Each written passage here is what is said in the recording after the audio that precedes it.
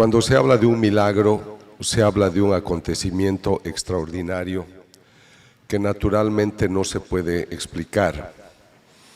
El término milagro no es científico, es teológico. Explica un acontecimiento que no encuentra explicación en el concepto natural y humano. En el caso de un milagro eucarístico, estamos hablando de una hostia consagrada, confeccionada en harina, en trigo, y esta sustancia tiene una efusión. Efusión es el brote de una sustancia, y la efusión es de una sustancia rojiza, que luego se identifica como sangre humana. Esto quiere decir que no es proporcional, no es lógico que en una pizca de pan tengamos brote de sangre humana. Pero no solo eso, en la sangre se encuentran unos coágulos y los histopatólogos, los especialistas, encuentran que se trata de carne, músculo del corazón, miocardio, ventrículo izquierdo. Entonces, cuando la autoridad de la Iglesia dice no es natural que de un pedazo de pan o de un poco de vino se obtenga sangre, se obtenga carne. Esto, dice la autoridad de la Iglesia, sucede por un poder sobrenatural. Es algo que Dios lo permite y declaran milagro. En la ciencia siempre hay lo que nosotros llamamos la relación funcional. La causa y el efecto debe ser proporcional. Yo puedo tomar un fósforo y ver fuego, y puedo encender un papel y ver humo. Todo eso ustedes lo entienden fácilmente. Pero si yo enciendo un fósforo y empieza a salir agua, ustedes dicen, ¿qué es eso? ¿Qué está sucediendo? Yo he estudiado imágenes sagradas que exudan un líquido aceitoso, es aceite de oliva, en una concentración de 75%, tiene un perfume a rosas, pero eso brota de una estatua de yeso, una imagen de madera o incluso de bronce. Entonces dicen, no es proporcional que en una estatua de este tipo, hecha de madera, digamos, yo obtenga lágrimas cristalinas. Los estudios muestran que las lágrimas pertenecen al orden natural humano. Entonces hay acontecimientos sumamente especiales, y a mí me ha interesado este campo del conocimiento porque pocas personas se han dedicado a investigar. En el ambiente científico, el 96% de las personas que trabajan en este sector son personas que no creen en Dios, no creen en la naturaleza espiritual. Por lo tanto, pues si ellos ven un fenómeno de una hostia que sangra o una imagen que exuda, pues lo atribuyen a la casualidad, al azar, a una manipulación. Yo me introduje en este campo estudiando unas imágenes, una imagen que sangraba en Bolivia, pero no lo hice por fe, porque yo era ateo en esa época. Yo he sido ateo hasta los 44 años. Lo que me ha convertido ha sido entrar a este campo de investigación. Cuando me interesé por una imagen que exudaba, les estoy hablando del año primero 92 y luego 95, yo pensé que las imágenes exudaban porque los propietarios de la imagen o gente de ese entorno tenían poderes mentales. Se llama telergia, una capacidad a distancia de producir algo. Entonces, como yo era ateo, yo pensé, debe haber un poder mental que hace esto. Pero al descubrir que la sustancia que brotaba eran lágrimas humanas, que era sangre humana, pues comprendí de que había algo distinto. Esas investigaciones me han llevado a estudiar los milagros eucarísticos a partir del año 1999.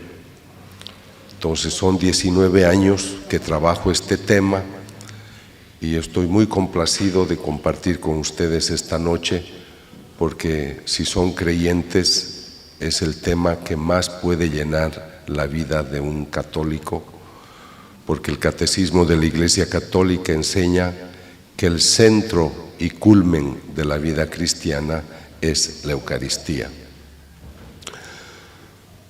Voy a recordarles un pasaje muy hermoso del capítulo 6 de San Juan. Quisiera también decirles que yo vengo con mucha ilusión a México, porque es un país de mucha sensibilidad espiritual. En México y Colombia es donde más encuentro una recepción al mensaje cristiano.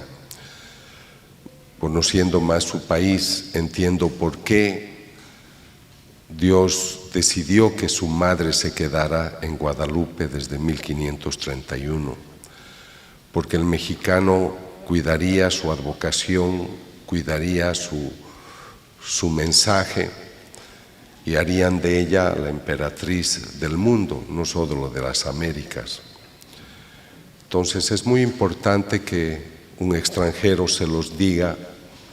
Conozco los 5 continentes y me alegra mucho que en México tengan esta sensibilidad, porque yo pienso que a veces los planteamientos que el mundo nos hace no nos están mostrando la luz espiritual que Dios quiere para el mundo, sino mucho conflicto. Entonces es la luz espiritual la que nos puede iluminar los pasos a seguir. Con esta presentación voy a tratar también de demostrar a las personas que dudan, que se cuestionan, que la naturaleza espiritual existe y se manifiesta. Quisiera recomendarles que tomen el Evangelio, que tomen el Catecismo de la Iglesia Católica y lo lean, porque creo que nos falta mucha formación. Leer, por ejemplo, el Evangelio de Juan a mí me ha llevado a conocer más de la persona de Cristo. Y cuando vuelvan a sus casas esta noche o mañana, lean el Evangelio de San Juan, el capítulo 6, y a lo largo de su lectura van a comprender que hay un Cristo, un hombre, Dios, que en algunos momentos se muestra desesperado por decirle a la gente: yo soy el pan de vida. El que come mi pan tiene vida eterna. Yo soy el pan bajado del cielo. En ese momento mucha gente no le va a entender, por eso le abandonan. El capítulo 6, versículo 66 habla de ese momento en el cual le van a abandonar. Le abandonan muchos. Pero el Señor, viendo que la gente se marcha, mira a los suyos y les dice: y ustedes también se van a marchar. Y aquí viene la respuesta profunda de un hombre que se equivoca muchas veces, que es Pedro. Pedro lo va a negar, Pedro se va a ocultar. Pero hay una luz espiritual que es la unción del Espíritu Santo que acaricia nuestras vidas, ilumina nuestro pensamiento. Y cuando el Señor dice: y ustedes también me van a abandonar, Él dice: Señor, pero ¿a dónde iremos?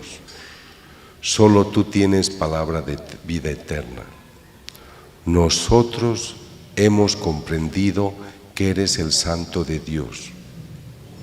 Los que lo abandonan no han comprendido que Él es el Santo de Dios. a pesar de que ya estaban un par de años con Él. Esto es muy importante que ustedes lo mediten, porque si tú me dices, Ricardo, yo creo que está Cristo presente en la Eucaristía, tú deberías tener una relación personal con Cristo. No voy a hacer el ejercicio acá que hice en Guanajuato, donde eran 5,000 personas, pero les voy a hacer el planteamiento. Eran 5,000 personas que me escuchaban en un tema similar y yo les dije, ¿creen ustedes que Cristo está presente en la Eucaristía? Y mexicanos católicos pues dijeron sí, en un gran rugido. Volví a preguntar, ¿ustedes creen que Cristo está presente en la Eucaristía, cuerpo, sangre, alma y divinidad, que está presente como persona? Y el rugido fue más fuerte, sí. Entonces yo les dije, ya que ustedes creen que Cristo está presente, cuerpo, sangre, alma y divinidad, como persona, quisiera preguntarles a ustedes 5,000, ¿cuántos de ustedes, cuando decidieron contraer matrimonio, cuando decidieron su profesión, cuando decidieron una inversión importante en sus negocios, cuántos de ustedes le han ido a preguntar qué opina de tu decisión? El silencio fue casi total. Solo 12 personas, 11 o 13, no recuerdo, levantaron la mano. Las otras no. Pero a veces cuando tomamos decisiones pedimos consejos a muchas personas. Las llamamos si estamos preocupadas por algo, pedimos un consejo. Si nosotros pensáramos que Cristo es realmente una persona presente en la Eucaristía, tendríamos una relación muy íntima. Y lo más importante, sabríamos reconocer cuando Él nos habla.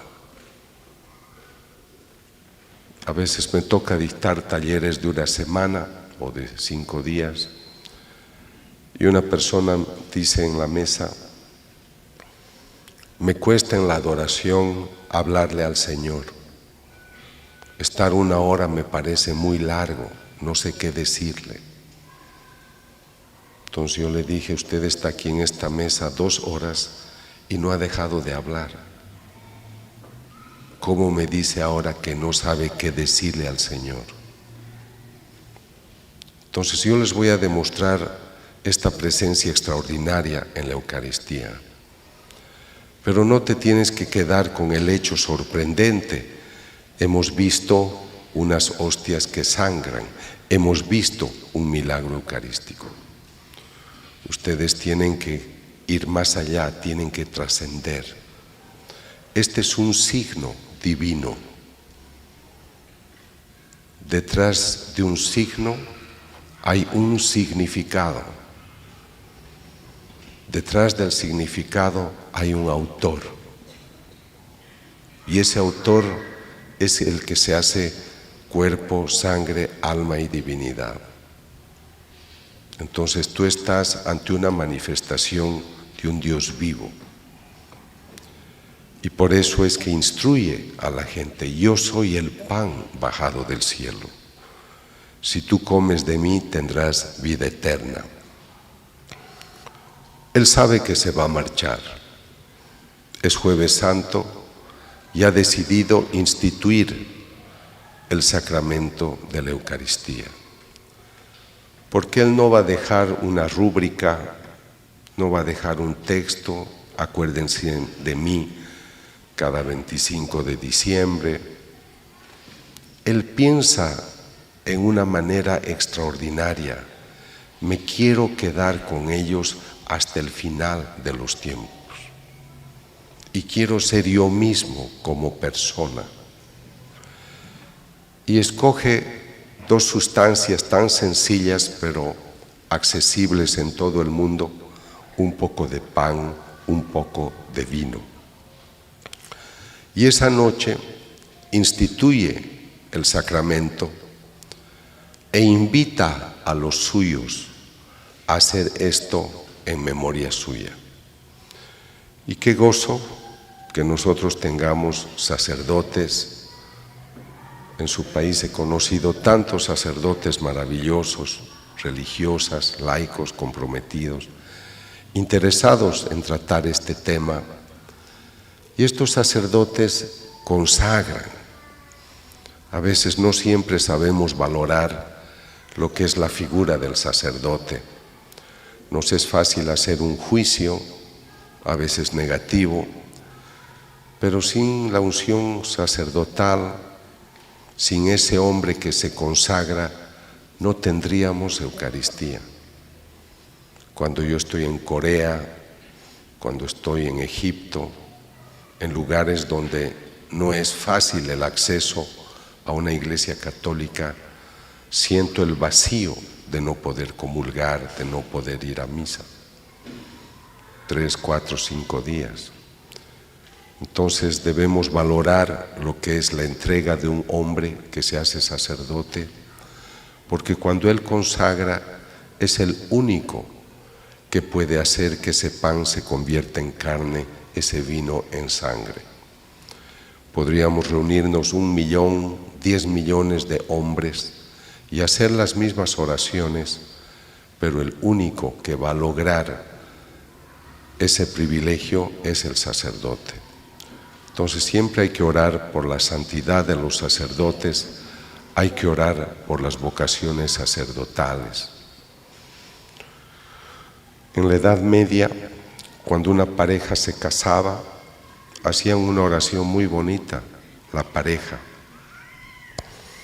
Y pido a Dios que este matrimonio sea como un jardín florido, del cual, como una vara de nardo, nazca una vocación sacerdotal, una vocación religiosa. Entonces hay que pedir por las vocaciones. El Señor instituye este sacramento, pero yo me sirvo de estas investigaciones para hacer un planteamiento científico. Yo no soy un predicador, no soy sacristán, ni siquiera soy ministro de la Eucaristía. Yo me ocupo de estudiar la persona humana, el cerebro, la conducta, la bioquímica cerebral.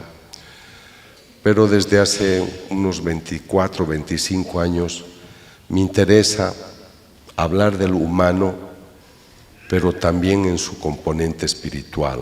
Tú eres cuerpo y alma espiritual. Pero en el ambiente científico que a mí me toca, 96% de los científicos no creen en la naturaleza espiritual, no creen en Dios.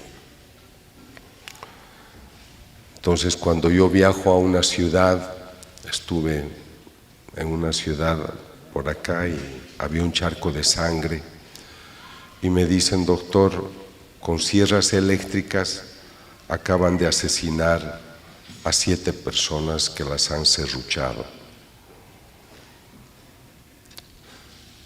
Voy a otro país donde están juzgando a 2 sicarios. Cada uno de los 2 sicarios ha asesinado a 2.500 personas. Y entonces a veces ustedes lean la prensa del día y siempre van a encontrar lamentablemente experiencias que uno se pregunta y dice: ¿cómo es posible que un ser humano haga estas cosas?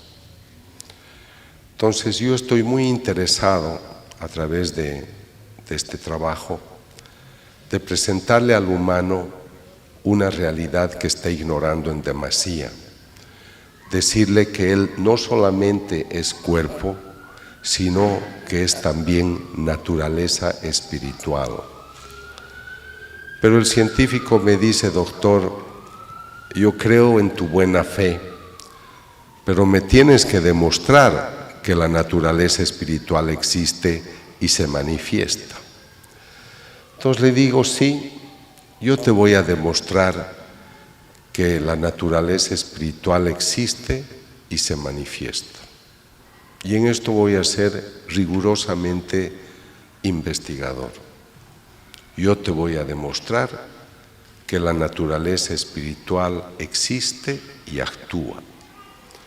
Y lo voy a hacer a través de un signo eucarístico que la Iglesia declara milagro. Para demostrarte que lo espiritual existe y se manifiesta, necesito explicarte el término variable. La variable es una unidad, un elemento que yo voy a aislar, que en este caso es espiritual. Se dice, nadie da lo que no tiene. Es un axioma. Entonces yo te voy a demostrar que la naturaleza espiritual que tú no puedes ver, que tú no puedes tocar, sí se manifiesta de manera física, de tal manera que tú puedes tocar, pesar y medir. Y se llama variable porque estas unidades que te voy a mostrar, estas variables, crean variaciones, crean cambios.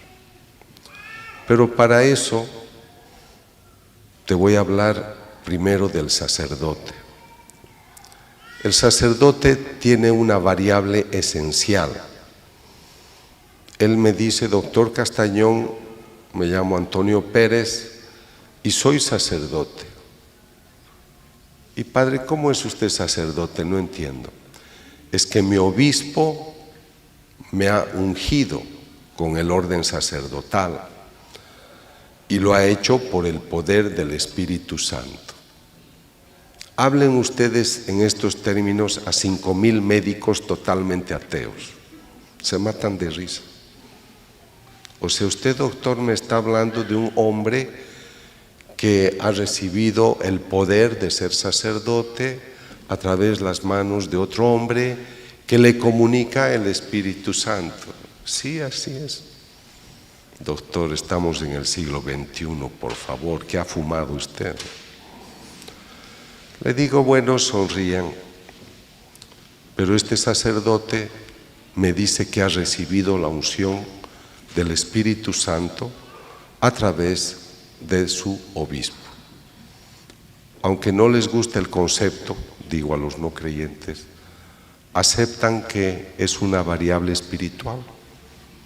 Sí. Mi segunda variable espiritual es que el sacerdote durante la consagración toma el pan, toma el vino y hace una invocación, término griego epíclesis, y solo hace una oración en la que en sus términos invoca y pido que por el poder del Espíritu Santo el pan se convierte en carne, el vino en sangre. Los profesores saben todos que es una variable espiritual. El padre, el celebrante, no se ha traído una máquina sobre el altar y ha hecho disparos de positrones, de ondas electromagnéticas, de rayos láser. Ha tomado el pan, ha tomado el vino y ha hecho una oración. Entonces yo les digo, ¿están ustedes de acuerdo que es una variable espiritual? Y la tercera, las palabras de Jesús. Porque la noche de su pasión tomó el pan y dijo, toman y coman, esta es mi carne. Tomó el vino, toman y beban, esta es mi sangre.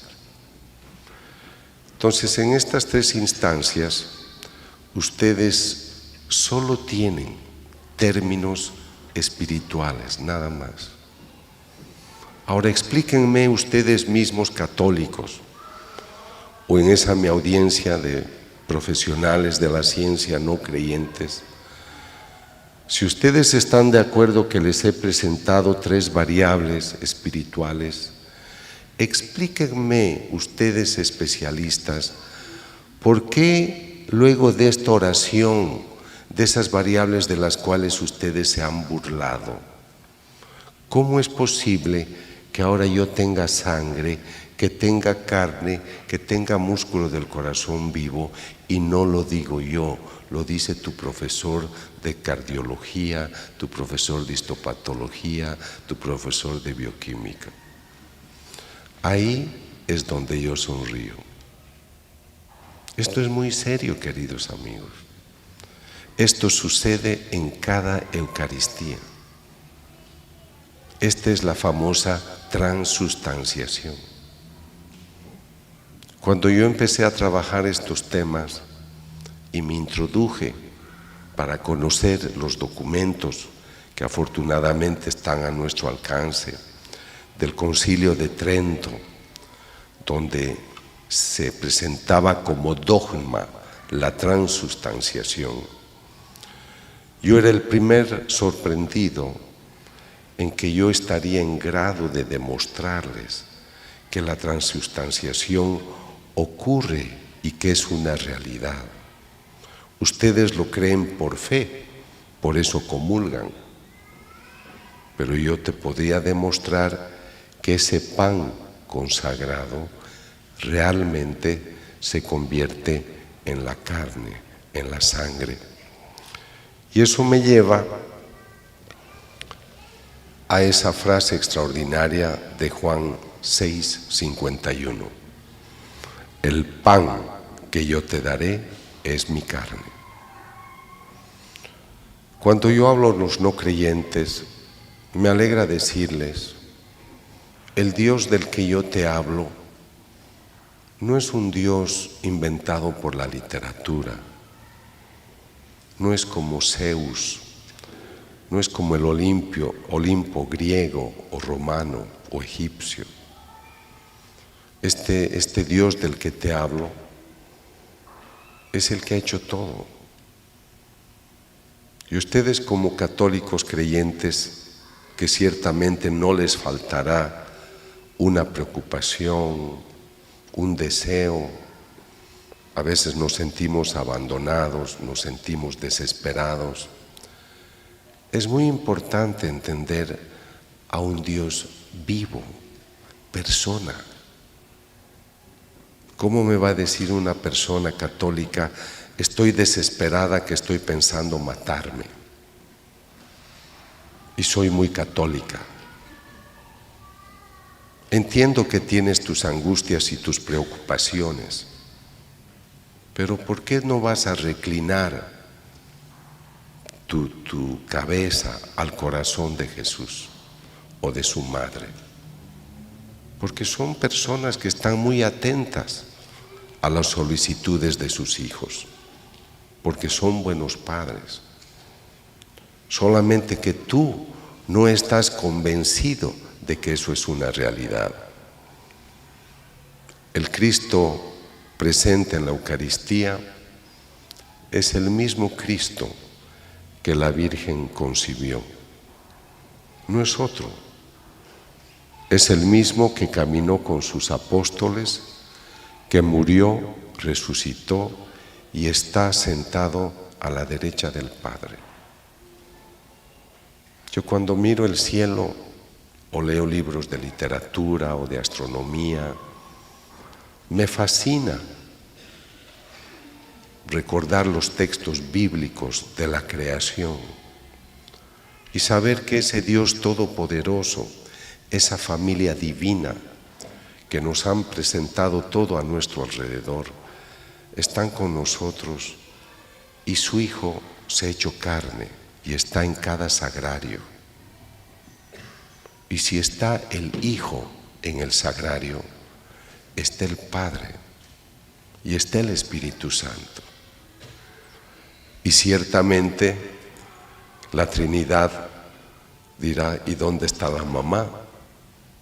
No podemos reunirnos sin ella. Esto es lo fabuloso de nuestra religión. yo la hallo muy completa, pero lo que yo hallo es que son muy pocos los católicos que estudian la Biblia. Son pocos los católicos que conocen el catecismo de la Iglesia Católica. ¿Cómo vas a amar una religión que tú no conoces? Vas a la misa los domingos, aunque no todos los domingos vamos a misa. 85% de los católicos no van a misa los domingos. Y ustedes hagan el experimento, al salir de la misa, pregúntenle a la persona, ¿de quién era el Evangelio de hoy? ¿De qué trataba el Evangelio? Y verán que muchos no se acordarán, porque no hacemos la palabra vida. Entonces yo les decía, no quisiera que se queden con el hecho extraordinario de que yo les presente las evidencias de la presencia real de Cristo en la Eucaristía, sino quisiera que descubran a través de esa manifestación tan amorosa a la persona de Cristo. Me alegra tanto recordar un pasaje de la vida de Faustina Kowalska. Ella tuvo experiencias místicas con Cristo, sobre todo entre los años 1931 y 38. Ella tocaba la puerta del tabernáculo y le decía, Señor, ¿estás ahí? Y él le decía, sí, Faustina, ¿qué deseas? Hay muchos testimonios de este Cristo vivo. Este Cristo que piensa, habla, escucha, que ciertamente cuando tú vas a dialogar con Él ante el tabernáculo, Él te escucha, Él te ve, Él sabe lo que tú deseas. Y por eso creo que es muy importante entender que Él se manifiesta para decirnos lo que yo les he prometido es verdad. Esto es mi cuerpo, esto es mi sangre, aquí estoy yo, todo entero. Nuestra doctrina enseña que la Eucaristía es el centro y culmen de la vida cristiana. Pero desde los primeros siglos se cuestionaban, habían rebeldes, les hablo del primer, segundo siglo de la vida cristiana, perseguían a los cristianos porque decían que en el pan consagrado mataban a un niño, le quitaban pedazos de carne, lo mezclaban con harina y decían que ese era el cuerpo del Señor. Era la ignorancia de la época, las persecuciones que creaban para ellos, porque no podían entender la transustanciación. De hecho, el dogma recién se ha dictado en el siglo XVI, justamente para poder orientar a la gente ante las dudas y cuestionamientos que habían. Lo que quisiera presentarles es de que las dudas, y tal vez aún hoy, existen. Y el primer milagro eucarístico conocido, el de Lanciano, ocurre en el siglo VIII, justamente en una población a 200 kilómetros al este de Roma, Lanciano, donde un sacerdote de la Orden de San Basilio dudaba si Cristo estaría presente en la Eucaristía. Dudaba, pero era honesto, porque él decía, yo dudo, pero ¿cómo puedo dudar si soy sacerdote? Entonces él invocaba ayuda a Dios y le concedió el favor de que durante una celebración la hostia sangró, el vino igual, y es lo que se conserva hasta el día de hoy en Lanciano. Yo he viajado 2 veces para revisar los documentos de la época, pero en los años 1970 el profesor Odoardo Linoli fue invitado para estudiar la hostia, determinando que lo que fue hostia se convirtió en músculo del corazón, miocardio, ventrículo izquierdo, y lo que era el vino se ha convertido en sangre. Quisiera que tengan presente que el tipo de sangre es AB, y eso es fundamental para todo lo que yo les voy a hablar después. El siguiente caso se conserva en la Catedral de Orvieto, pero sucede en una pequeña población bolsena en el siglo XIII, cuando un sacerdote, Pedro de Bohemia, también dudaba. Y al dudar, él volvía a Bohemia, hizo un peregrinaje a Roma y celebró la misa en el altar de Santa Cristina, y el Señor le hizo el favor de que la hostia sangrara. Envolvió la hostia en un corporal, que es el que se conserva hasta el día de hoy, y el Papa Urbano IV, que estaba cerca, al ver este acontecimiento, decidió instituir la famosa fiesta de Corpus Christi. Entonces acá tenemos dos milagros importantísimos. Hay uno que ocurre poco antes del de Bolsena, en Daroca, donde 6 hostias tienen una efusión. Entre el siglo VIII y el siglo XIII hay 3 milagros eucarísticos. A mí me sorprende que desde 1999 al presente, en 19 años, yo tengo 15 casos. Entonces yo noto una preocupación del Señor por decir, sabes, dile a la gente que yo estoy presente en la Eucaristía. Mi interés por estas investigaciones empieza el año 99, cuando el cardenal Jorge Bergoglio, arzobispo de Buenos Aires, me invita a estudiar 2 hostias que tuvieron efusión, una el año 92 y otra el 96. Y aquí quisiera hacerles una pequeña aclaración, que ya habiendo investigado tantos fenómenos, yo noto que cuando el Señor hace una propuesta y la gente no le hace caso, Él insiste. Tuvieron en Buenos Aires, en la misma parroquia de Santa María, una efusión el año 92. Pero luego, como no se hizo nada, el 96 en la misma parroquia vuelve a ocurrir.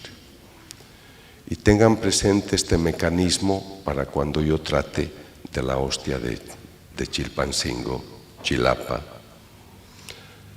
Estuve en Buenos Aires el año 99 para conferencias, y el padre Eduardo Graham, que estaba ocupado en la parroquia de Santa María, me dice, doctor, tenemos 2 hostias que han tenido efusión. Ellos me buscaron porque en Bolivia yo había estudiado esta imagen de yeso que exuda lágrimas cristalinas y sangre humana. Y después de muchos años de trabajo hemos demostrado que la sustancia es sangre humana, tiene ADN humano, hay piel humana, glóbulos rojos, glóbulos blancos. Y realmente pues hay elementos naturales que la ciencia no puede explicar cómo pueden existir en una imagen de yeso de 33 centímetros de alto por 18 de ancho, confeccionada, repito, en yeso. Cuando yo hago estos estudios, trato de decirle a la gente que la fe no teme a la ciencia. Nosotros creemos por fe. El Catecismo de la Iglesia Católica define la fe como una adhesión libre y voluntaria a la verdad revelada, porque confías en quien la ha revelado. Entonces, si tú te adhieres a una verdad que alguien te la pone de manifiesto, tú no necesitas pruebas, porque confías en quien la dice. Y si Cristo, el Hijo de Dios, dice yo soy el Hijo de Dios, pues yo le creo. Pero hoy nos hemos vuelto muy racionalistas. Entonces, la ciencia puede ayudar a determinar si algo es verdad o no. A través de la ciencia he descubierto falsas imágenes que exudaban falsas hostias, falsas apariciones. No he podido estudiar todas, primero porque yo me tengo que financiar solo todo y no se puede hacer tanto estudio, y segundo porque solo estudio a pedido de la autoridad de la Iglesia. Entonces he estudiado el caso de las apariciones de la Virgen en San Nicolás de los Arroyos, que empezaron el 25 de septiembre del 83, pero el 22 de mayo de 2016 el obispo Héctor Cardelli ha reconocido el origen sobrenatural de estas apariciones. De todas las apariciones famosas, últimas, esta es la que sí se ha reconocido. Las otras conocemos, sus mensajes bellos, pero no se han reconocido todavía. Entonces, la historia de las hostias de Argentina empiezan cuando el 15 de agosto del 96 el celebrante da la Eucaristía a una mujer que le recibe la hostia en la mano. Pero, por lo que recuerdo de su explicación, cuando él no tomó en cuenta que debería comulgarla delante de él. Entonces la persona se fue con la hostia en la mano y en vez de comulgarla la dejó sobre una mesa donde había un candelabro cuya base era de arena. Entonces dejó la hostia sobre la arena y se salió. Luego de este hecho algunas personas lo observaron obviamente y le avisaron al padre: Padre, hay una hostia consagrada que una persona ha dejado. Cuando yo entrevisté al sacerdote me dice: yo quería comulgarla la hostia, pero estaba llena de piedrecitas de arena. Entonces la puse en agua para que se pueda disolver, porque es norma. Y en vez de disolverse, la hostia se fue convirtiendo en una sustancia rojiza. Cuando yo fui a investigar, me explicaron que aparte de esta hostia que exuda el 96, tienen otra que tuvo efusión el 92. Y me muestran los primeros certificados de una doctora Adelma Sassó, que era una doctora de la zona. Y en su informe ella explica que esto es sangre humana, pero lo que a mí más me llama la atención es que ella ha obtenido lo que se llama la fórmula leucocitaria. Esta fórmula te está exponiendo los porcentajes de los distintos tipos de glóbulos blancos, leucocitos, que hay en la sangre. Hasta acá todo es fácil de decir, han encontrado glóbulos blancos porque es sangre humana.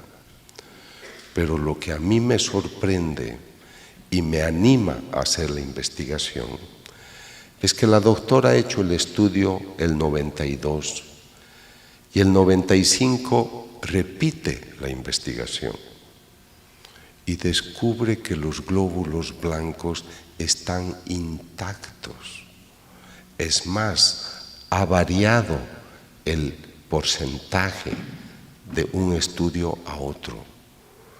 Los glóbulos blancos se comportan como si estuvieran en el cuerpo de una persona humana. Si aquí hay algún profesional del campo, sabe muy bien que los leucocitos fuera del organismo, a los 5 minutos o a los 60, por un proceso de apoptosis, se autodestruyen. Lo que les estoy mostrando es como si tú fueras al río, te coges un pescadito, lo llevas a tu casa y vive contigo fuera del agua 3 años. Entonces, ustedes me pueden decir, doctor, podría ser que alguien le ha puesto sangre a la hostia. Y yo te digo, sí, puede ser, yo no estaba en el lugar. Pero ahora explícame tú, ¿cómo hace, si alguien le ha puesto, cómo hace para conservar la sangre fresca durante 3 años sin ningún tipo de preservante? Es más, cuando me dan a mí las muestras, a una de ellas, la del 96, la han puesto en agua, que es el peor medio para conservar algo porque destruye más. Entonces, vean ustedes, aquí hay una evidencia importante de aquello que pues ocurre ya y que vale la pena investigar. El estudio me ha tomado 6 años. Hemos ido a muchos laboratorios en 4 continentes y los laboratorios han puesto en evidencia que se trata de sangre humana con ADN humano. El doctor Federico Tsugibe, en el año 2004, era uno de los más famosos médicos forenses especialistas en corazón. Cuando él ve estas láminas, estos slides, dice: su paciente ha sufrido demasiado. Los estudios que hacemos son a ciegas, ellos no saben que esto viene de una hostia. Su paciente ha sufrido mucho. Tengo 2 colegas que han viajado para presentarle el material. ¿Por qué dice usted que el paciente ha sufrido mucho? Porque las estrías están dobladas, están separadas. Parece que a su paciente le han dado un ataque al corazón, posiblemente a causa de un severo golpe en el pecho a la altura del corazón. Es médico forense, está tratando de explicar de qué ha muerto ese paciente. Entonces él está interpretando, él ni sueña que esto viene de una hostia. Entonces, en el informe o durante la entrevista, él toma un libro y dice: estas estrías son de este lugar, esto es miocardio, que tiene cambios degenerativos del tejido del miocardio. El miocardio es el músculo que le hace latir al corazón y da vida a nuestro organismo. Entonces él está viendo tejido del corazón lastimado y, como les decía, cree que el paciente ha sufrido mucho porque se le ha provocado el infarto por algunos golpes. En el resultado final, el corazón tenía una actividad dinámica, estaba vivo cuando se tomó la muestra. Este es el momento en el que yo estoy tomando la muestra, en octubre del año 99. ¿Por qué dice el doctor, el momento que se tomó la muestra, el tejido estaba vivo? Porque en mis evidencias ha encontrado leucocitos, glóbulos blancos intactos. Entonces, ¿por qué dice además que el paciente ha tenido un reciente infarto? Perdón, algo. El doctor ha dicho, el tejido estaba vivo porque ha encontrado glóbulos blancos. Y él en su informe piensa que el paciente ha tenido recientemente un infarto al corazón. O sea, él piensa que el paciente cuyo caso está estudiando ha muerto hace poco. Imagínense ese pobre hombre cuando se entera que nuestro paciente se ha muerto hace 2000 años. Esto es dramático porque ellos no pueden entender que esto provenga de una hostia consagrada. El viernes 17 de marzo del 96 presenté los resultados al cardenal Jorge Bergoglio. Y fue él el que me animó. Usted tiene la evidencia de que Cristo está presente en la Eucaristía y tiene una evidencia científica. Hable de ello, que los sacerdotes entiendan el privilegio que Dios les ha concedido, que las religiosas entiendan que tienen el privilegio de cuidar esta sacrosanta presencia de Dios. Y al laico, dígale que la palabra de Dios se cumple. El pan que yo te daré es mi carne. Luego de hacer este estudio, fui invitado por el obispo Alejo Zavala, obispo de Chilpancingo, Chilapa, en el estado de Guerrero, para estudiar una hostia que tuvo efusión en octubre del año 2006, 22-23 de octubre, en Tixla. El sacerdote Raimundo Reina había sido invitado por el padre Leopoldo Roque a dictar un retiro espiritual a un grupo de unas 800 personas.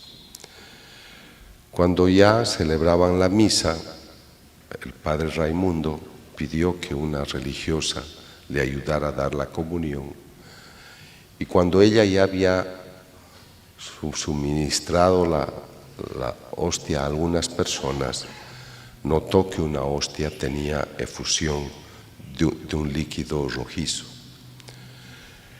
Entonces, el padre en ese momento mostró la hostia a todo el público. Cuando yo vine a Tijuana a entrevistarlo al padre Raito, yo le pregunté y le dije: padre, ¿por qué usted mostró la hostia a toda la gente? Usted sabe que esto se trata con reserva. Y me dijo: doctor, lo sé. Pero la misma experiencia tuve, en ese momento me dijo, hace 20 años, cuando yo era misionero en Centroamérica. Pero el obispo me obligó a comulgar la evidencia. Y yo tenía miedo que me ocurriera lo mismo. Y por eso instintivamente quise tener 800 testigos del hecho. Cuando les dije en las hostias de Buenos Aires que tengan atención, que el año 92 sucede algo, no hicieron nada y volvió a suceder el 96. Entonces, en el caso del padre Raimundo, le sucedió una vez hace más de 20 años y luego le vuelve a suceder. Y esto para mí es muy importante porque he estudiado en un país una imagen que exuda sangre, es de Cristo. Pero la autoridad de la Iglesia no hace nada y empieza a sangrar la Virgen. Y como no se hace nada, empieza, pero en otro lugar, a sangrar el niño Jesús. Porque Dios insiste, porque Dios toca las puertas. Entonces, me alegra la iniciativa que tuvo el padre Raimundo de mostrarla a la gente, porque entonces el obispo, un hombre muy valioso, Alejo Zavala, él dijo: guarden la hostia en el tabernáculo de la parroquia de Tixla, San Martín de Tours. Mientras tanto hago una comisión de investigación teológica y esperemos el momento para hacer una investigación científica. Cuando yo llego al lugar, es octubre de 2009, el acontecimiento sucedió el 2006, este es el estado que yo observo en la hostia, pero el padre Monseñor Alejo es un hombre muy lúcido y me dice: doctor Castañón, yo no me puedo equivocar. Necesito eliminar cualquier cuestionamiento. Lo primero que me dicen es: alguien ha puesto la sangre en esa hostia. Habrá un modo de identificar si la sustancia viene del interior o alguien la ha puesto por fuera. Me fui a los laboratorios forenses de la policía, estuve muchas horas con ellos y descubrieron que la sustancia brotaba de la parte media de la hostia y se dirigió hacia la parte superior. El origen era interno, no era externo. Este es el primer estudio del año 2009, pero el 2012 otro laboratorio que yo contraté para hacer investigaciones descubrió lo mismo, indicando que la dirección es de adentro hacia afuera. O sea, tengo dos pruebas que ponen en evidencia de que la sustancia brota del interior. Tengo un libro que se intitula Crónica de un milagro y al final hay más de 30 páginas con todo el certificado, los certificados que justifican todo lo que yo les estoy diciendo. Están los certificados médicos, la sustancia es sangre humana y el tipo de sangre es AB. Es el mismo tipo encontrado en Lanciano, es el mismo tipo encontrado en la Sábana Santa de Turín. Acá gocen lo que van a ver, porque esto es un milagro lo que van a ver. Han colocado los expertos unas partículas de pan y están obteniendo una sustancia que se llama hemoglobina. La hemoglobina es una heteroproteína que lleva oxígeno a los tejidos y sirve para la eliminación del anhídrido carbónico de los pulmones. Para tener hemoglobina yo necesito un laboratorio. Esa hemoglobina se adhiere a los glóbulos rojos y es lo que permite que lleve oxígeno a los tejidos. Pero lo que ustedes tienen que preguntarse, ¿cómo es posible que en unas partículas de pan se establezca un laboratorio que produce hemoglobina? Estas cosas uno tiene que plantearse para entender el alcance de lo que estamos observando. Les he explicado que esta hostia tiene efusión en octubre del 2006. Me la entregan a fines de octubre de 2009 y en febrero de 2010 yo quiero investigar si encuentro algo debajo de la sangre ya coagulada. Y descubrimos que debajo de la sangre coagulada hay sangre fresca. Esto sorprende a cualquiera, pero yo le di mucho más valor en un congreso que tuvimos el año pasado en Guatemala, cuando el profesor Mauricio Balbuena de la Universidad Internacional de Barcelona dijo: el doctor Castañón nos ha mostrado que debajo de la sangre coagulada hay sangre fresca. No deben pensar que se trata de una pieza de gelatina de sangre conservada. Tienen que pensar que si aquí hay sangre fresca es porque se está produciendo sangre constantemente. O sea, la hostia actúa como un cuerpo vivo que está creando un mecanismo que se llama hematopoiesis, que es crear los elementos formes de la sangre, glóbulos rojos, glóbulos blancos y plaquetas. Este es un macrófago, un glóbulo blanco, espumoso. Estos son glóbulos blancos y estas manchas son glóbulos rojos. Aquí están los certificados. Estos dos doctores son totalmente ateos. Doctor Castañón, este es un macrófago activo, vivo, que está fagocitando lípidos porque ha encontrado el tejido lastimado. Y el cardiólogo, el profesor Blanquiset de la Universidad de Cartagena, en Colombia, dice: este es el cuadro que nosotros observamos cuando un paciente ha tenido infarto al corazón. Pero sorpréndanse más. Para tener glóbulos blancos y glóbulos rojos, yo necesito hueso, necesito médula ósea y necesito un gran laboratorio interno. ¿Cómo es posible que en unas partículas de pan yo tenga sangre fresca, tejidos activos, lesionados y en procesos de recuperación? Aquí hay tejido adiposo, que es grasa, y estas son estrías musculares, es músculo del corazón.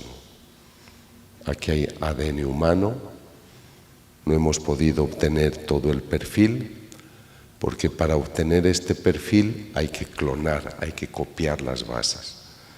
Y cuando me traen este tubo de Eppendorf, me dicen: doctor, aquí hay ADN humano. Vamos a utilizar el secuenciador para obtener todo el perfil, y resulta que no se puede obtener todo el perfil. Si yo tomo sangre de ustedes o una célula, puedo obtener todo esto porque las bases se pueden copiar. En 15 estudios que hemos realizado, esta sangre especial no se deja copiar, no se deja clonar. Por eso es que no se puede obtener todo el perfil, es única, pero sí tenemos el dato suficiente para decir que aquí hay ADN y se trata de ADN humano. He visitado algunas fábricas de hostias, nunca ha sangrado una hostia no consagrada. Entonces yo les decía, yo les voy a demostrar que la naturaleza espiritual existe y se manifiesta. Y les estoy demostrando a través del milagro eucarístico. El sacerdote toma el vino y se convierte en sangre, toma el pan y se convierte en carne. Ustedes tienen la bendición de haber tenido un obispo muy valiente, muy humilde, muy santo, que es el obispo Alejo Zavala, y el 12 de octubre de 2013, en una declaración solemne, reconoce el carácter sobrenatural del milagro eucarístico de Tixla, Chilpancingo, Chilapa. Sé que van a querer mis libros, no los tengo, pero si escriben a la tienda del discípulo.com, ahí los tienen. Luego les daré una dirección en México también. Me llama la atención encontrar corazón. La hostia de México pone en evidencia miocardio, lo mismo la hostia de Argentina. Entonces, esto me lleva al siglo XVII, a la experiencia de Margarita María Alacoque. El Señor se le aparece a ella y le muestra su corazón. Margarita, este es el corazón que tanto ha amado a los hombres, pero en compensación, lo único que recibe es ingratitud. Pero lo que más me conmueve es que esa ingratitud provenga de aquellos hijos que se dicen míos. Conozco muchos sacrilegios que se hacen a la presencia de Cristo. Entonces, por eso le pide a ella ya en esa época que haga reparación por las ofensas a esta presencia eucarística. Pero yo creo que además de todo ello, lo que el Señor está tratando de decirnos es que su palabra se cumple. Los teólogos que me asesoran me dicen: doctor, un milagro sucede para confirmar que aquello que tú crees es verdad. Tú crees que aquí está presente el Señor, cuerpo, sangre, alma y divinidad, y aquí tienes la evidencia. Y esta es la cita de las que les hablaba antes: el pan que yo te daré es mi carne. Y nos sigue entregando su corazón. ¿Por qué, ya para concluir, por qué me he interesado de hacer este tipo de trabajo? A mí la Iglesia Católica no me paga por lo que hago.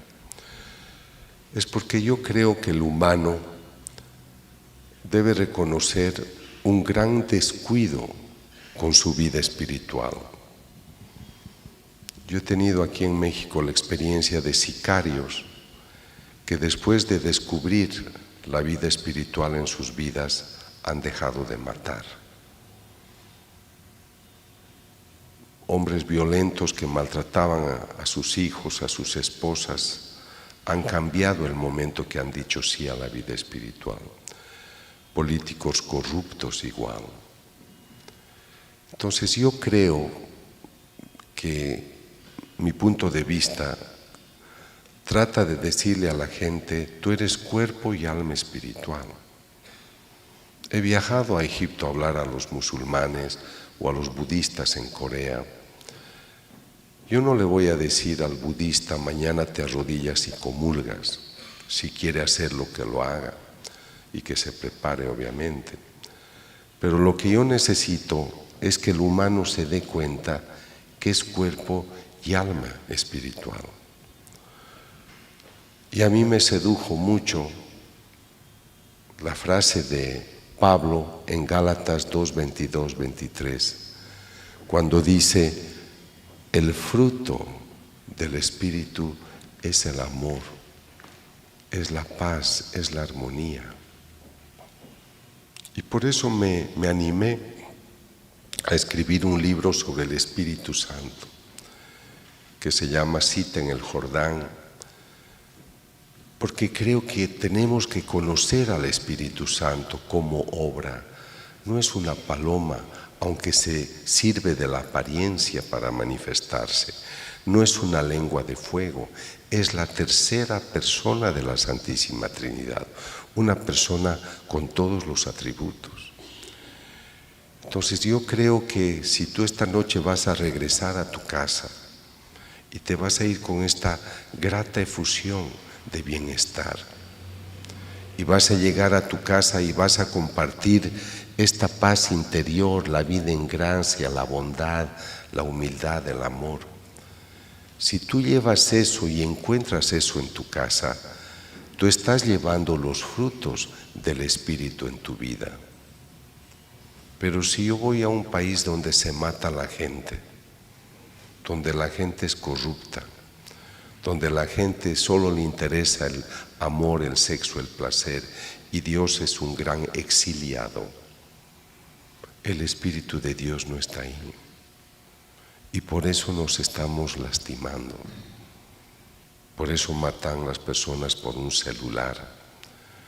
Por eso los hombres pagan por el cuerpo de una mujer. Por eso no estamos bien.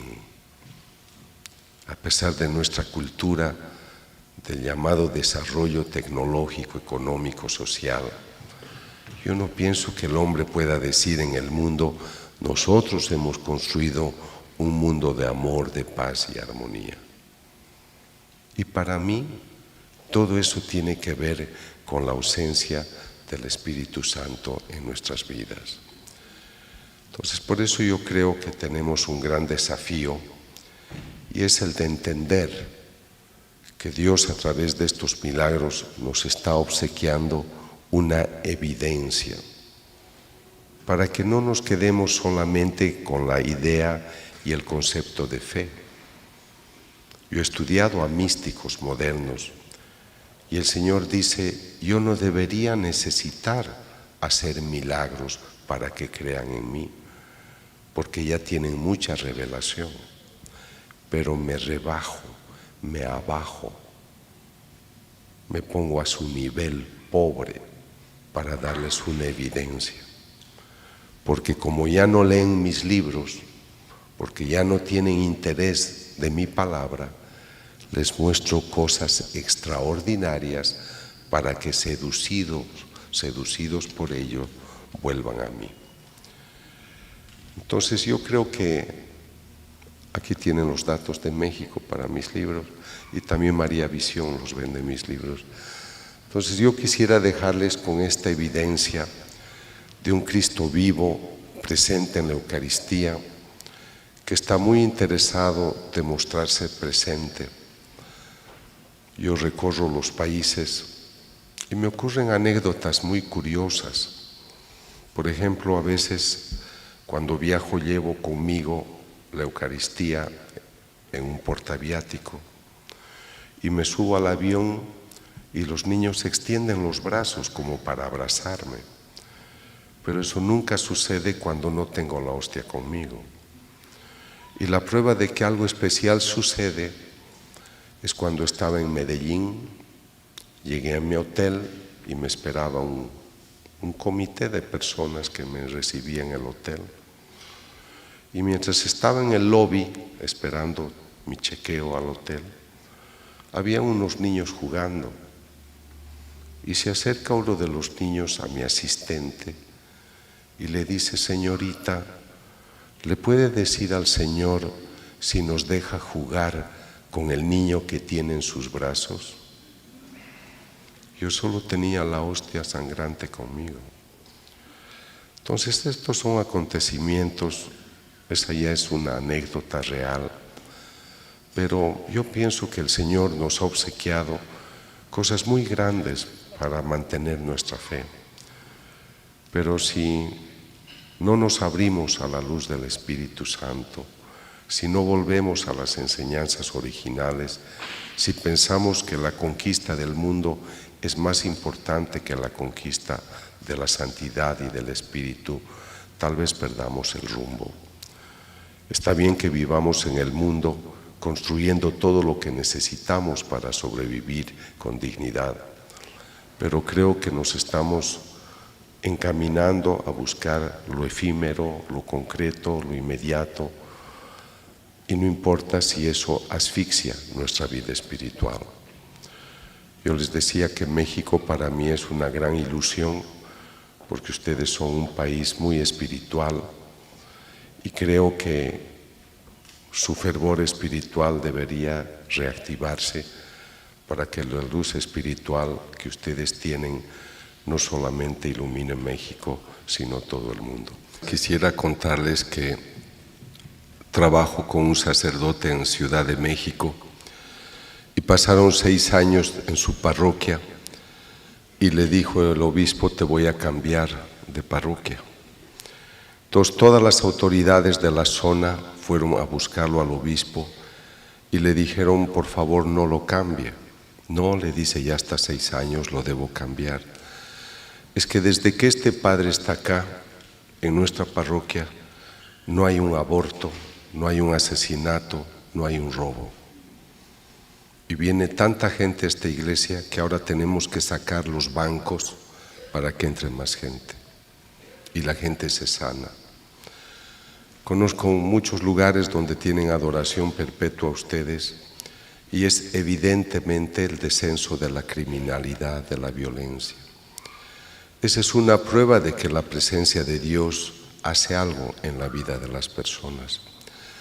Lo que yo noto es que a veces queremos pedirle un favor a Dios y vamos a la iglesia y hacemos novenas. Yo he atendido un caso de una familia muy famosa a quien secuestraron a su hijo. Lo primero que hicieron fue llamarme, pedirme que lleve a la Virgen a su casa y todos los días rezaban el rosario en familia durante varias semanas. Cuando entregaron al hijo, yo fui con el temor de que me digan: doctor, no le entregamos su imagen y nos queremos quedar con ella. Llegué a la casa, lo primero que hicieron: doctor, ya ocurrió el milagro, gracias, aquí está su Virgen y hasta luego.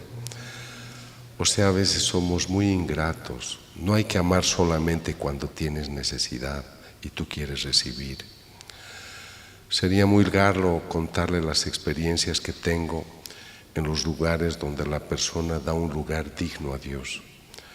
Si ustedes piensan que un personaje viene a vivir a tu casa y hace asfaltar las avenidas, hace construir universidades, ¿qué no hará un Dios vivo que quiere ubicarse al lado de tu casa para hacer algo? Estuve en un país donde el alcalde de la ciudad era no creyente, pero ese día estaban inaugurando una iglesia muy hermosa. Eran padres misioneros polacos que construyeron la iglesia más hermosa en un lugar de Sudamérica. Entonces el alcalde tuvo que ir a la inauguración de esa iglesia. Él era no creyente, repito, pero estaba muy molesto que hubieran hecho una iglesia dedicada al Cristo de la Misericordia tan bella en una zona tan pobre. Entonces él, cuando habló como alcalde, dijo: y claro, no entiendo cómo acá ustedes, los curas, los católicos, se vienen a hacer una casa tan grande, tan millonaria, en una zona de pobres. Esta es una bofetada a la pobreza. Y lo dijo así. Y luego me tocó hablar a mí. Entonces yo dije, me alegra mucho que los padres, con el esfuerzo también del pueblo, han construido esta iglesia, porque siempre al gran huésped, al mejor huésped, uno le da lo mejor. Por lo tanto, aplaudo que los sacerdotes y el pueblo, a pesar de su pobreza, le hubieran construido al Señor esta casa tan hermosa. Pero quiero decirles algo: el Señor no estará tranquilo en su casa elegante sabiendo que el pueblo es pobre, y Él hará algo. No pasó ni un año y descubrieron pozos de petróleo en esa zona, y la ciudad es una de las más ricas. A Dios hay que conocerlo con el corazón y no solo con la razón ni con la economía. Que Dios les bendiga y buena noche.